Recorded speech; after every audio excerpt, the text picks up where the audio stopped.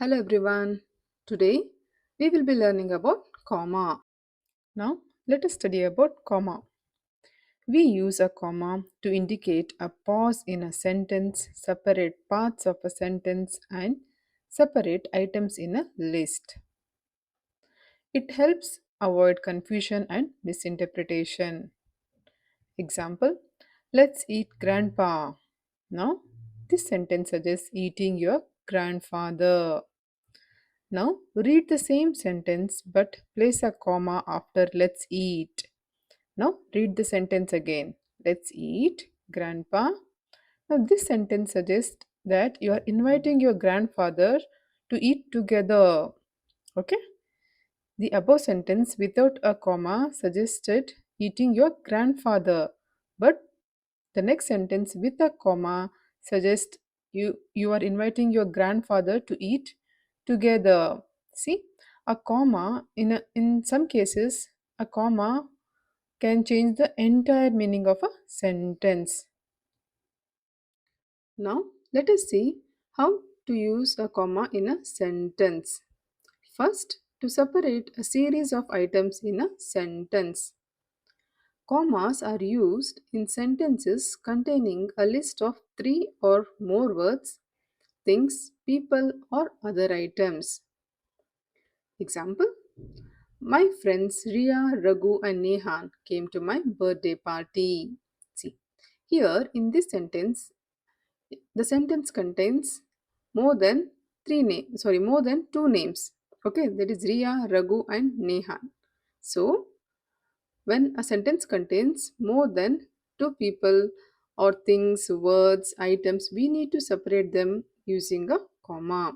Therefore, we have placed a comma after Riya and Raghu. Suppose a sentence contains only two names, then we need to separate them by using just and. It is Riya and Raghu. Okay? Next example: I went to the market to buy bread, eggs, chicken, and fruits. See, again, this sentence contains more than two items. Therefore, we have separated them by using a comma. Place a comma after bread and after eggs and after chicken. Next example: my brother is kind, handsome, humble, and generous. Here, we're trying to explain the characters or the qualities of a person. So again we need to separate them by using a comma since it is more than two. Okay, kind, comma, handsome, comma, humble. See, there are basically two types of English that people usually follow. That is American English and British English. So in American English, they do place a comma before and. See here example: I bought a pen, ink, and soap from the store. Okay, see, before and we are placing a comma. Okay, so this is true for the American English. Okay, but with respect to the British English, that is Oxford English, we do not place a comma before and. See, the same sentence I'm writing it in a British English. I bought a pen, ink, and soap from the store. See, before and, that is ink, we are not placing a comma here. Okay? Most of the times in British English, they do not use a comma before and. But there are some exceptions. Whenever there is a necessity or they need to pause or such cases, they do use a comma, but most of the time they do not use a comma before and. Next, while using two independent clauses containing coordinating conjunctions. So what do you mean by an independent clause? An independent clause can stand alone as a complete sentence. So what is a coordinating conjunction? A coordinating conjunction connects words, clauses, or phrases of equal rank. We use a comma to separate two independent clauses joined by a coordinating conjunctions. Examples of coordinating conjunctions are for, and, nor, but, or, et, so. A comma is used before the coordinating conjunction. See, examples. The team won the match, so they went for a party. See, here this sentence contains two independent sentences which are connected by a coordinating conjunction. First independent sentence is the team won the match. Second is they went for a party. Both of these sentences are being connected by a coordinating conjunction, that is so. Here, so is a coordinating conjunction. Okay, so whenever in such cases, when two independent sentences are being joined by a coordinating conjunction, we need to place a comma before the coordinating conjunction. See, therefore, we are placing a comma before so, before the coordinating conjunction, that is after the team won the match. Second example, the bus was late and we had to wait for an hour. Again, two independent clauses being connected by a coordinating conjunction. That is, in this case, and is a coordinating conjunction. Therefore, we are placing a comma before the coordinating conjunction. That is, after the bus was late. Third example, Suhas did not like chips, nor did he like sandwiches. Again, the two independent clauses being connected by a coordinating conjunction. Here in this case, nor is a coordinating conjunction. Therefore, we are placing a comma before nor. Next, subordinating conjunction and a comma. We use a comma after a dependent clause when it comes before an independent clause and is introduced by a subordinating conjunction. Subord- what do you mean by subordinating conjunctions? A subordinating conjunction connects a dependent clause to an independent clause in a sentence. We all know what do you mean by what do you mean by an independent clause? An independent clause can stand on its own, but a dependent clause need an independent clause to make sense.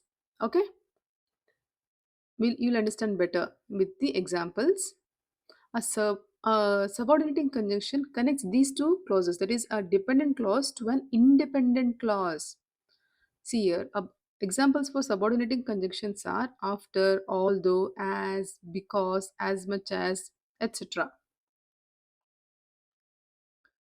Example, because I was hungry, I ate an apple.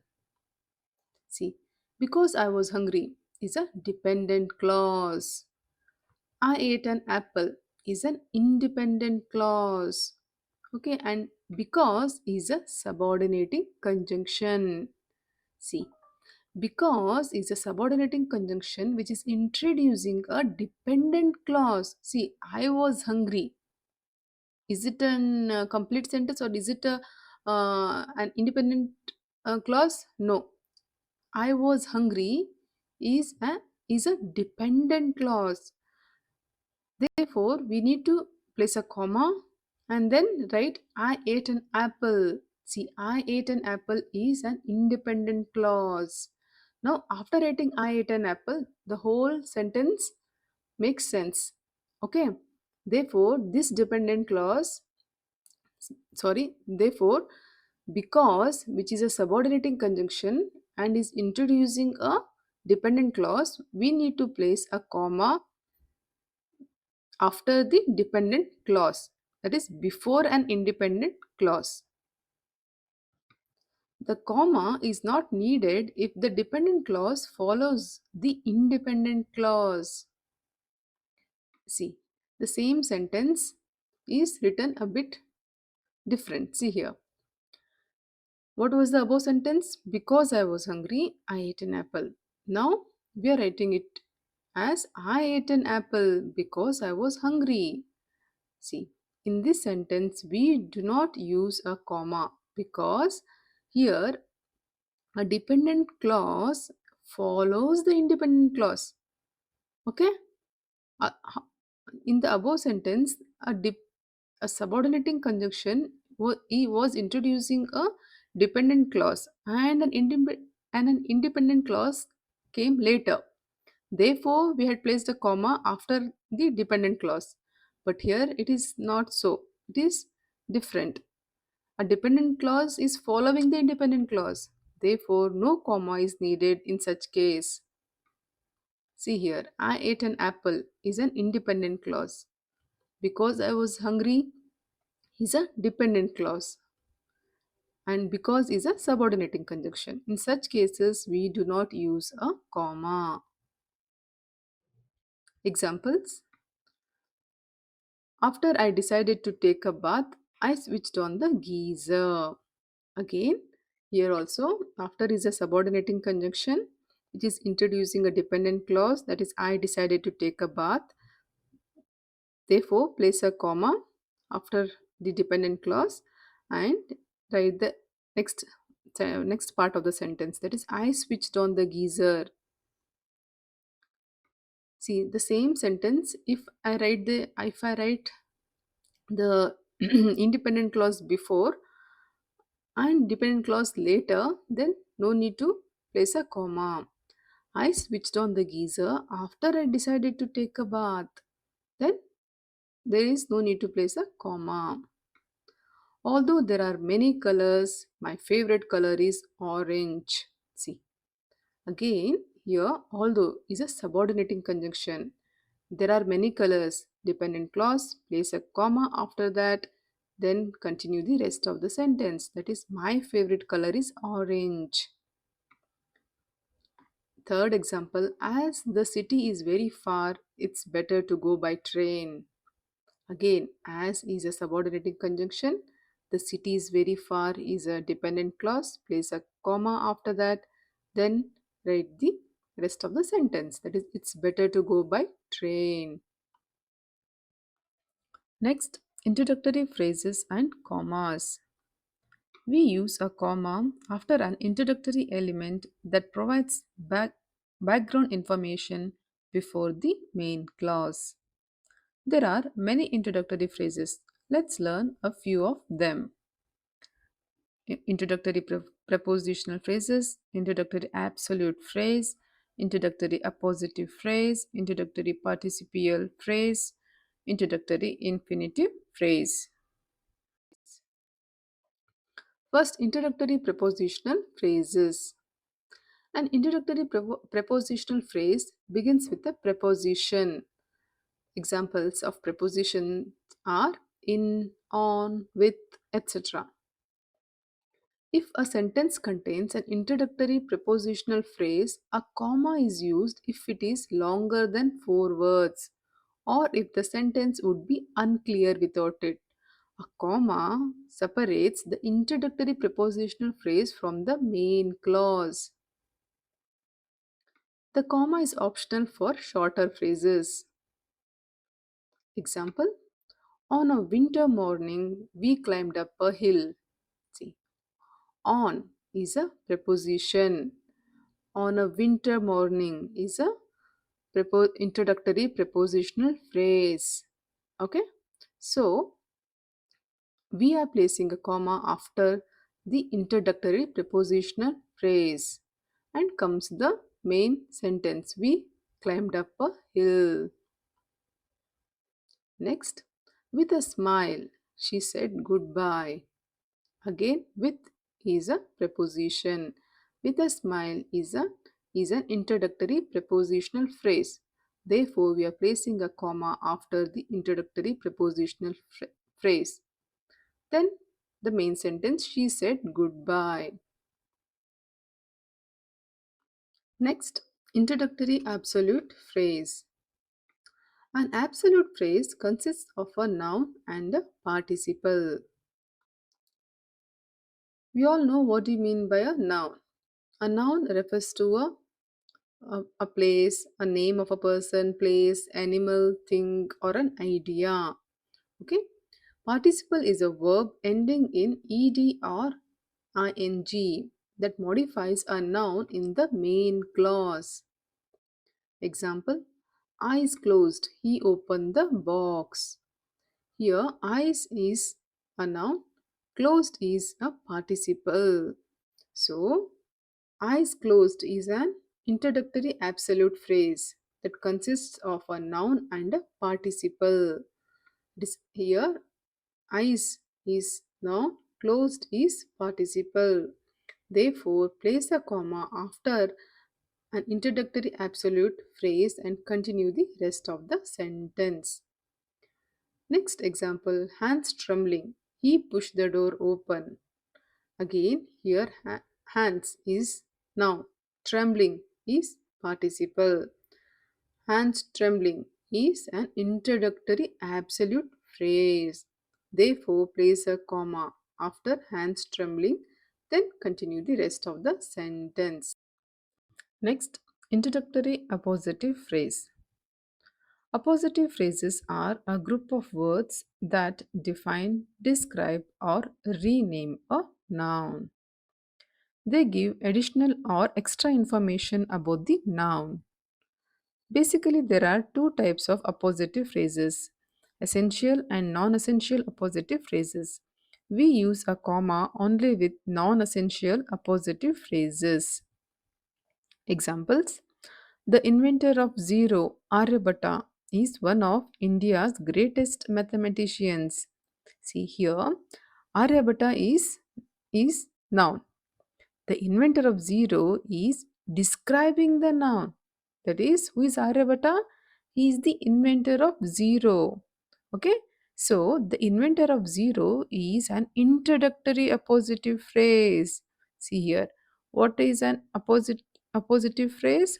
These are appositive phrases are a group of words that define, describe, or rename a noun.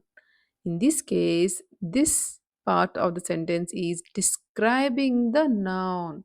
Therefore, the inventor of zero is an introductory appositive phrase, and after an introductory appositive phrase, we need to place a comma. So, after a noun in this sentence, we need to place a comma. Then continue the rest of the sentence. Next, a loyal companion, Oscar, follows me wherever I go. Again, Oscar is a noun, a loyal companion is describing the noun. Therefore, place a comma after a loyal companion and after Oscar. Third, the super genius Steve won the chess competition. See here, Steve is a noun. So the super genius is describing the noun. Okay, telling that Steve is a super genius. Therefore, it becomes an appositive phrase. So place a comma after an introductory appositive phrase. That is after the super genius and after Steve, and then continue the rest of the sentence. Next, introductory participial phrase. Introductory participial phrases are adjective phrases that provide descriptive information about the noun. Examples: laughing loudly, Gia rolled on the floor. See, here Gia is noun. Okay, laughing loudly is an introductory participle phrase. So, this is an adjective phrase. It is providing descriptive information about Gia, that is noun. Okay, that laughing loudly, Gia rolled on the floor. See, laughing loudly is a participle phrase. Gia is noun. Okay, so this participial phrase, again I'm repeating, these introductory participial phrases are adjective phrases that provide descriptive information about the noun. So here Gia is noun and laughing loudly is a participial phrase. Therefore, place a comma after an introductory participial phrase and continue the rest of the sentence.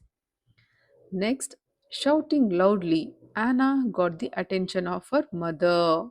See, shouting loudly is again a participial phrase, Anna is a noun. Therefore, place a comma after an introductory participial phrase and continue the rest of the sentence. Third example, tired after a long game, the players took a break. See, again, tired after a long game is an introductory participial phrase. Therefore, place a comma after tired after a long game, then continue the rest of the sentence. Next, introductory infinitive phrase. Infinitive phrase. So, infinitive means to and followed by a verb.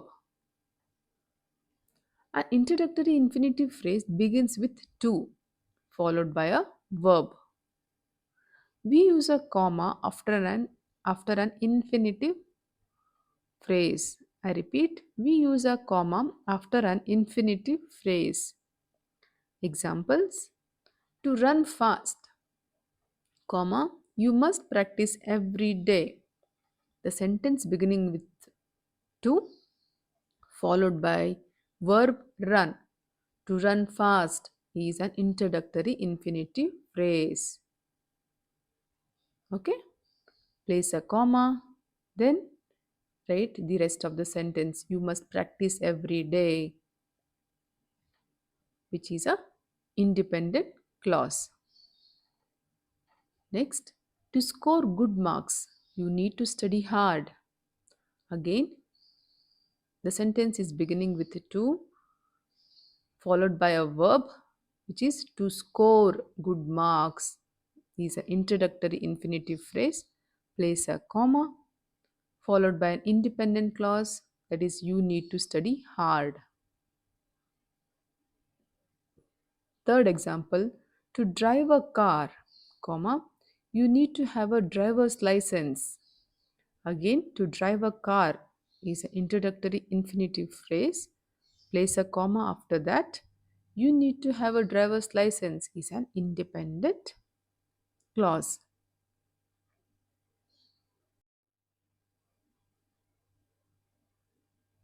To separate the quoted part, we use a comma to separate a quotation from the rest of the sentence. In direct speech, a comma is placed after the introductory clause if the speaker is identified before the quoted words. Example: she said, place a comma, get out of my home. See, this is a direct speech. So the comma is placed after the introductory clause if the speaker is identified before the quoted words. See, these are the quoted words. The speaker is already identified. So place a comma before the quoted words. Speaker is the introductory clause. Get out of my home is our quoted words. If the speaker is identified after the quoted words, then a comma is placed inside. Example: lunch is ready. See, the comma is placed inside the quoted words. She said. Here, lunch is ready are quoted words which comes before. She said. The speaker comes later. The speaker is identified after the quoted words. Then a comma is placed inside. Okay.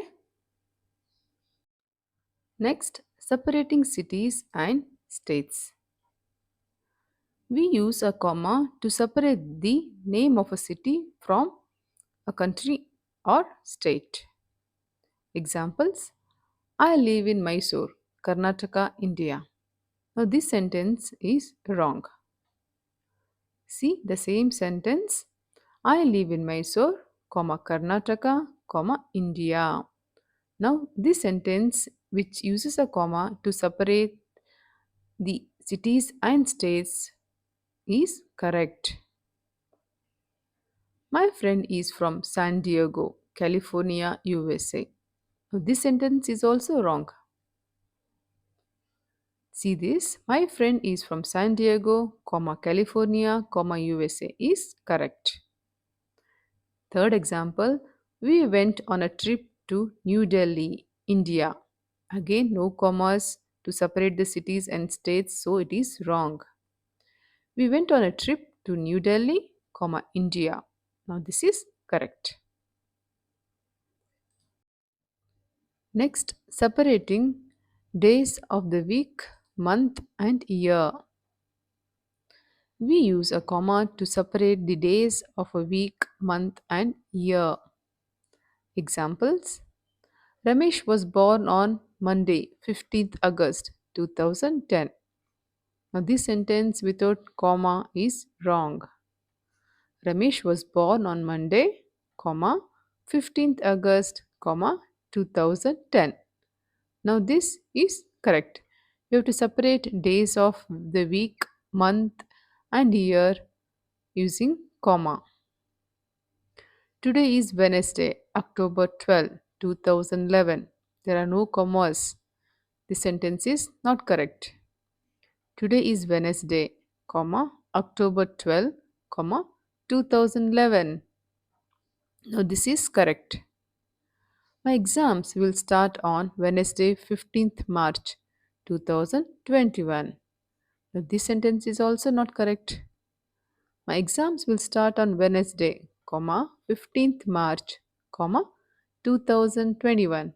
Now this is correct. Next, Next rule is use a comma in introductory elements such as yes, no, or any mild exclamation such as well, oh, etc. Examples: Yes, you can leave. Now, S is an introductory element and we can use a comma to separate it from the rest of the sentence. Next example: No, you can't have that. Now, no is an introductory element in this case. So, place a comma after no. Third example, well, that sounds good. Now, well, again, is an introductory element. So, we have placed a comma. Then the rest of the sentence continues. That sounds good. Next example, oh, I will look into that. Oh is a mild exclamation introductory element. We have placed a comma after O and the rest of the sentence continues. Fifth one, oops, I got it wrong. Oops is an introductory element. Therefore, we have placed a comma and the rest of the sentence continues. I got it wrong. Next, use a comma in a sentence when addressing someone directly. First, beginning of a sentence. If you start a sentence with a name, put a comma after their name. Example: Dad, where is my book? Now, here, at this beginning of a sentence, there is a name. You're asking your dad, where is your book? So, after dad, place a comma. Dad, where is my book? Next, middle of a sentence. If you address someone in the middle of a sentence, you need to set off their name from the rest of the sentence using a comma. Example: I feel, Elena, that you are right. See, now the name comes in the middle of the sentence. You need to separate that from rest of the sentence. So, I feel, Elena, that you are right. Now, here this sentence is correct. Next, end of a sentence. If you address someone at the end of a sentence, you need to place a comma before their name. Example: You need to submit your documents tomorrow, Mrs. Jackson. Now, see, here the name appears at the end of a sentence. At that time, what you have to do? Place a comma before the name.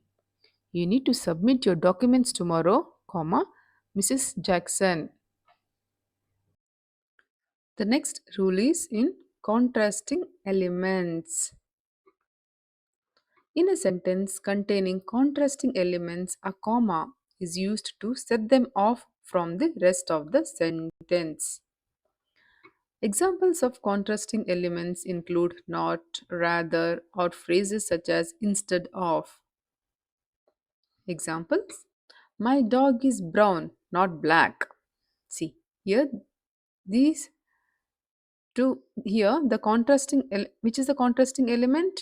Not is a contrasting element. So we're telling that your dog is brown and not black. Therefore, place a comma after my dog is brown and then continue the rest of the sentence. Next example: the movie was interesting, not boring. Okay, so again, this sentence contains contrasting elements. So that you're telling that the movie was interesting, not boring. Okay, so here again, not is a contrasting element. Therefore, place a comma after the movie was interesting. Next example: he likes to read rather than to play. See, here rather is a contrasting element. Therefore, place a comma after he likes to read and then continue the rest of the sentence. That is rather than to play. Thank you all for your time, energy, and patience. If you like my video, please subscribe and like my channel. Bye for now.